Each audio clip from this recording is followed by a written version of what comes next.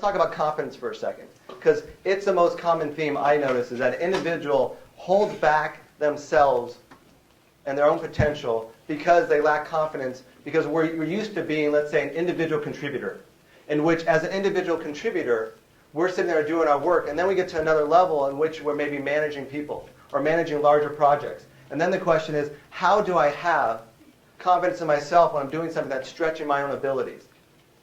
And some of it you have to understand that you would not be advancing in the organization if you not have the qualities and the personality and also the intelligence to be doing the work you're doing. So some of it is getting used to kind of trying on that sweater and wearing it and saying, you know what, I actually can do this work, and I believe in myself. And start small, but also start small in the projects you're doing to gain the confidence that you need.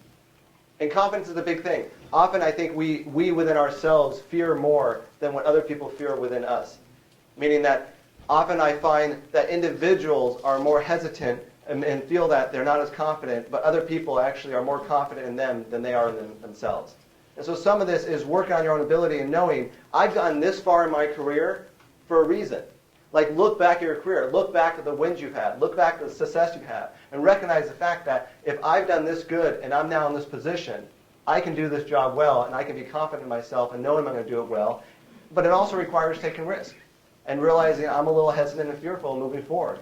But that's where you get the resources, the support, the mentorship, and you find people in the company who can help you where you feel you're lacking.